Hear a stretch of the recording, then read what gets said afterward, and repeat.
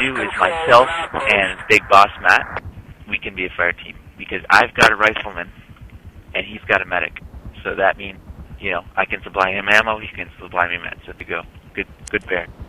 Now we're gonna sort Nimblejack and Nephrimus. Nimblejack's got a support kit who's highly, Enemy both spotted. you know, dependent on ammunition, and he's got the ammo, so that we're good to go. And then we can do Secular and Noir again. We got the ammo man and medic together. Now we got two medics and support guns. We don't have any AT, but Nimblejack is kind of like our AT squad, so we can sort them out.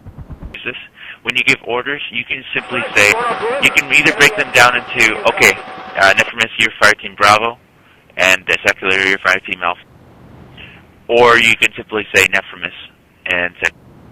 So if I say Nephrimus, go check out that hill, that automatically assumes Nimblejack is coming with you. You know, wherever I tell you to go, that's where your fire team goes.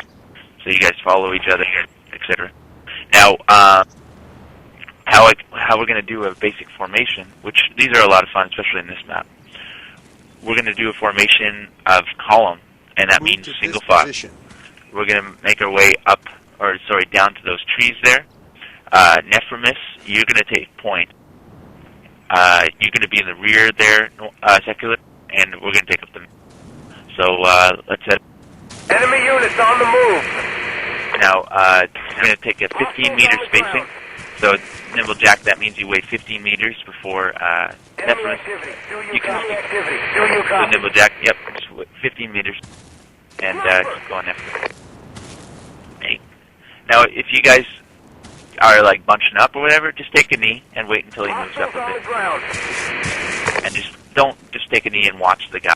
Like take a knee, observe. You know, the whole time you're doing this, you're observing for targets. You're not. You're not just standing there mindlessly waiting. A lot of people don't realize, the formation thing is not about staying perfectly in formation and looking cool. It's about, trying to stay alive and trying to be as observant as possible. If you're all bunched up, you're not as observant as if you spread out. Okay, we've arrived on our destination, and everything looks clear. So now we're in this, this would be called column, or single file, however you want to call it. Now, when we can break, now it's important that this is only for traveling purposes, to travel and be observant, and not as noticeable. Travel down a road or route or whatever. As soon as we enter combat, let's assume the combat's in the front of us, we can't stay in this formation because we all can't fucking, the first man down is obviously Nephrimus, and we can't help him. Nephrimus just disconnected.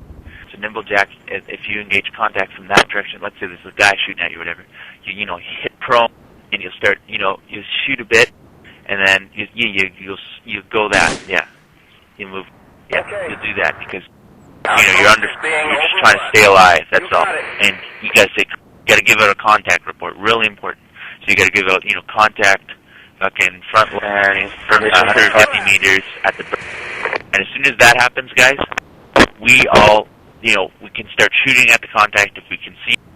And if they're in protection, which they are, they're at that burn, we move up and we get in our line. I think that the asking for permission for fire is pretty important too, because if you are getting a flag and there's an enemy troop on the other side of that berm, and he was taking shots at Nephrimus and now Nim. And what we do in this position, guys, since we're in this big line, we've got the height advantage. We pour the fire down range. Like we get a lot of fire coming in on the target, and this is called suppressive fire. And you've really got to encourage that with your squad members, because there's not enough people putting suppressive fire down range, and it actually really works in PR. It actually gives you blurry vision if you hit close, and it really frightens the enemy. So we'll do so now, just as a demonstration. So pour suppressive fire on the attacking enemy.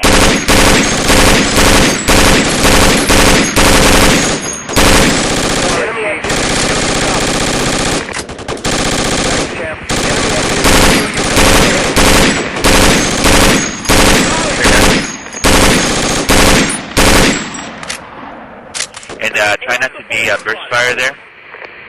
And also, Nimble Jack, keep going. Nimble, with that suppressive support, you just time your reload with your fire team. He's not here right now. But make sure, because you're the support guy, you're the guy putting down the most fire. So make sure, if you're about to reload, make sure your fucking fire team is ready to pick up the slack. And with the M16s, don't fire and only fire in single shot.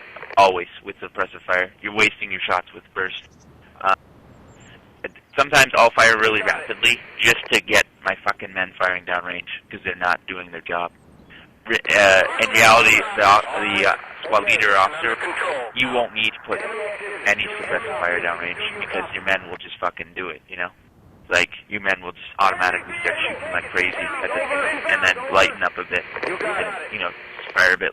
But as an officer right now, guys, if you don't fire, they ain't gonna fire. Because they're like, I don't see the target. Sorry, Chief.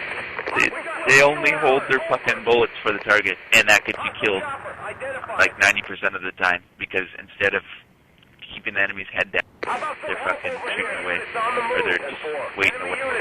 Now, you know, suppressive fire is not good in all circumstances. If you're in a bad position, if there's snipers around. But a lot of times when you're facing off with another squad, you really want to get that suppressive fire down. Okay, so now we fired our suppressive fire. We're assuming we're still firing, except now the guy might be dead, he might not, but we don't know. Or he might be just keeping his head low. So now we need to send in a flanking force to clear it out. So and this is important as a squad leader, because nobody's going to do this on their own. You guys have to tell somebody to go up and clear it. Now, if you had the fire teams like I said, it makes it a lot easier, because you can send in two, and two guys are always better than one, because if the guy goes around and then there's actually a whole fucking 6 guys there, and the man kills 4 of them, but he doesn't get the last 2 or whatever, then, and he goes down, at least his fire team can clean up the rest. But if, you know, the one man you send up goes down, and then that guy's the squad leader, then they're all back up, and you're back to square one, you know. So anyways, how are you going to do this, guys? In this particular circumstance, the best flanking force around that berm would be the right. So I'd send Secular up to do it. And Secular, you've got Noir in your squad to do grenades.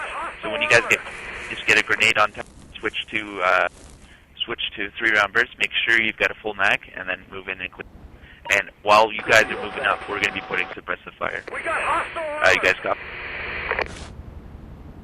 Copy that. With me, Noir. No. Let's stay here.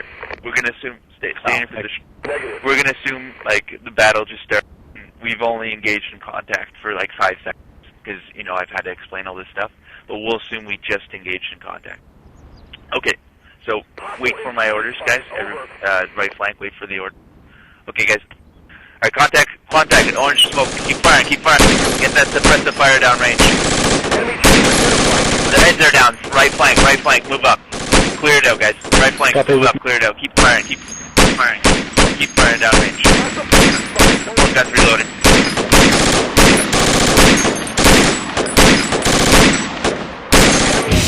Keep moving right flank.